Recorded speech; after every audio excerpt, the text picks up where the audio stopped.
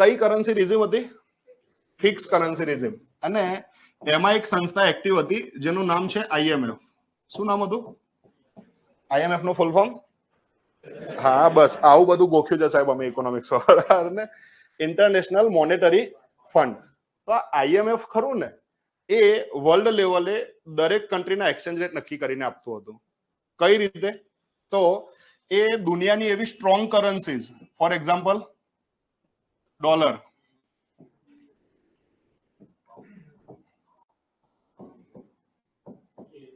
હા, તો આવી બધી જે 4-5 કરન્સી છે ને એની સામે સમજી લો કે કોની કરન્સી ડિસાઈડ કરવી છે? ભારતની રૂપિયો ડિસાઈડ કરવું છે કે રૂપિયાની વેલ્યુ કેટલી હશે, તો રૂપિયાને કોની સાપેક્ષે જોવાનો? વર્લ્ડની સ્ટ્રોંગેસ્ટ કરન્સીની સામે. અને પછી એના આધારે રૂપિયાનો શું નક્કી કરી આપવાનો?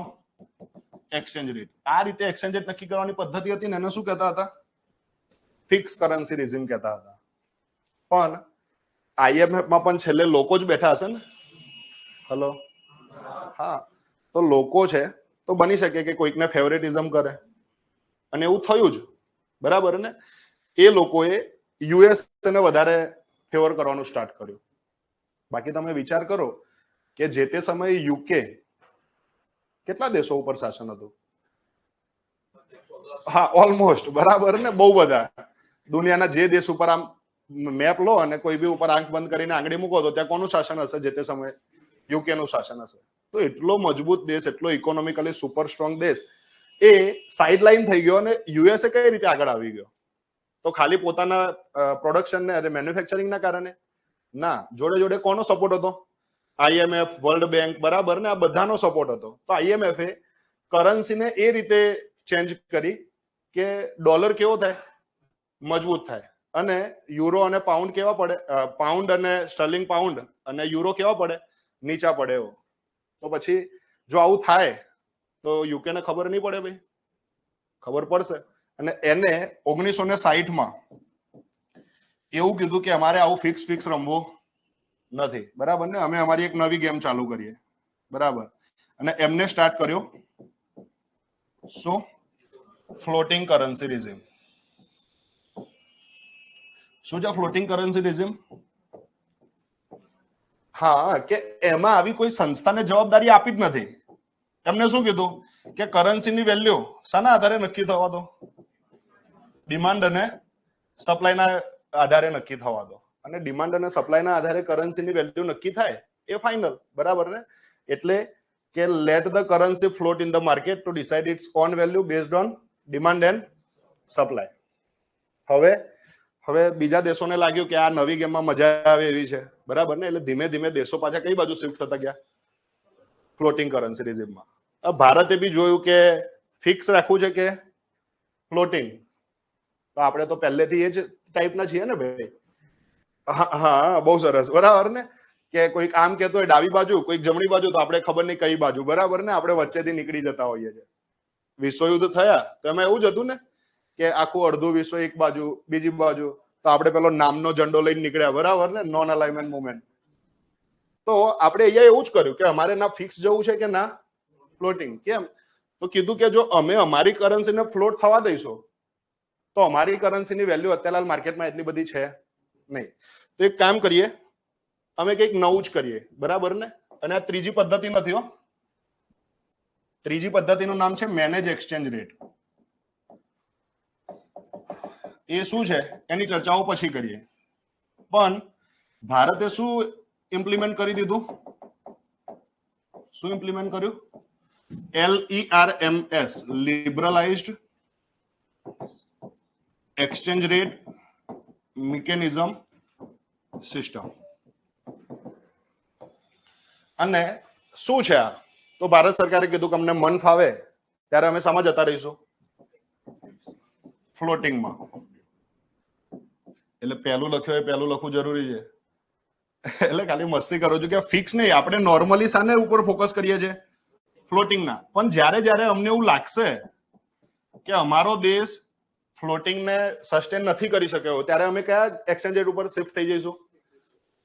એટલે સરકારે નક્કી કરેલા આપણા માટે. કારણ કે ફિક્સ એક્સચેન્જ રેટ એમાં તો કોણ નક્કી કરી આપે? IMF. તો અમે IMF જોડે નહીં જઈએ, અમે કોની જોડે જઈશું ભાઈ? ભારતની સરકાર સાથે, બરાબર ને, એટલે કે ગવર્મેન્ટ એક્સચેન્જ રેટ ઉપર જઈશું, બરાબર. તો ફ્લોટિંગ ના આધારે નક્કી થાય, એને કહેવામાં આવે છે ઇન્ટરનેશનલ એક્સચેન્જ રેટ. જેમ કે અત્યારે હાલની વાત કરીએ તો $1 બરાબર કેટલા રૂપિયા છે?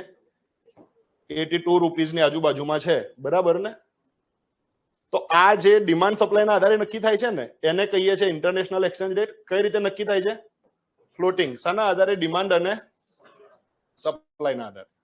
ભારત સરકાર હર હંમેશા આ રીતે જતી નથી. એ કેમ નથી જતી એની ચર્ચાઓ પછી કરીશું, પણ સમજી લો કે તમારી જોડે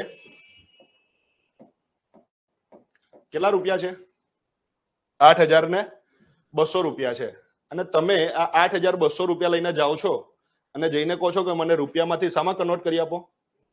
ડોલરમાં કન્વર્ટ કરી આપો. અને એક્સચેન્જ રેટ શું ચાલે છે? $1 બરાબર 82 રૂપિયા. તો કેટલા ડોલર મળશે તમને? $100 મળશે. જો મળી જાય તો બધા પૈસા શાના આધારે કન્વર્ટ થયા? ઇન્ટરનેશનલ એક્સચેન્જ રેટના આધારે. તો એને કહેવામાં આવે છે ફુલ્લી કન્વર્ટેબિલિટી. શું કહેવામાં આવે છે? શું કહેવામાં આવે છે? ફુલ્લી કન્વર્ટેબલ અથવા તો ફુલ્લી કન્વર્ટેબિલિટી. ઓકે, તમે 8,200 રૂપિયા લઈને ગયા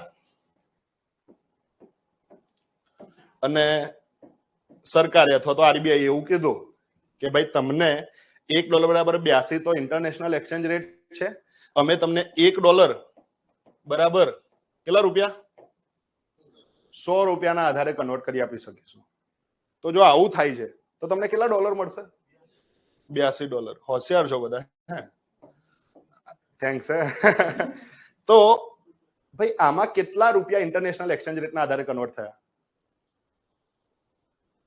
આમાં કેટલા રૂપિયા ઇન્ટરનેશનલ એક્સચેન્જ રેટના આધારે કેટલા રૂપિયા ડોલરમાં કન્વર્ટ થયા? 0. ભાઈ એક બી રૂપિયો થયો છે ખરો? બધા શાના આધારે કન્વર્ટ થયા? સરકારે નક્કી કરેલા એક્સચેન્જ રેટના આધારે. માટે આને કહેવામાં આવે છે નોન કન્વર્ટેબલ. શું કહેવામાં આવે છે? Non convertible. અને વચ્ચેનો બી એક રસ્તો કાઢીએ ને આપણે, તો સમજી લો કે તમે કેટલા રૂપિયા લઈને ગયા? 8,200 રૂપિયા લઈને ગયા. સરકારે ભાગલા પાડો અને આમાં શું રાજ કરવાનું, બરાબર, પણ સમજવા ખાતર એમને એવું કીધું કે 4100 રૂપિયા તમને ઇન્ટરનેશનલ એક્સચેન્જ રેટના આધારે કન્વર્ટ કરી આપીશું. એટલે કેટલા ડોલર થાય? કેટલા ડોલર થાય? $50. અને બાકીના જે છે ને એ પેલા 100 રૂપિયા લેખે કન્વર્ટ કરી આપીશું. એટલે કેટલા થાય? 41. અને આ રીતે તમને ટોટલ $91 આપે. તો આમાં શાના આધારે કન્વર્ટ થયા? ઇન્ટરનેશનલ એક્સચેન્જ રેટના આધારે કે ગવર્મેન્ટના એક્સચેન્જ રેટના આધારે? થોડું. હા, બહુ સરસ. તો એને કહેવાય પાર્શિયલ કન્વર્ટેબિલિટી કહેવાય. શું કહેવાય? પાર્શિયલ કન્વર્ટેબિલિટી. તો પહેલા તો બેઝિકલી તમને આ ખબર હોવી જોઈએ કે કન્વર્ટેબિલિટી એટલે શું. તો ડેફિનેશન શું છે? કોઈ પણ ચલણની અન્ય ચલણમાં આંતરરાષ્ટ્રીય વિનિમય દરના આધારે, એટલે કે ઇન્ટરનેશનલ એક્સચેન્જ રેટના આધારે કન્વર્ટ થઈ શકવાની ક્ષમતાને શું કહેવામાં આવે છે?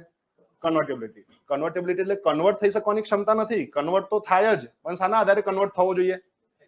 ઇન્ટરનેશનલ એક્સચેન્જ રેટના આધારે. કયો એક્સચેન્જ રેટ?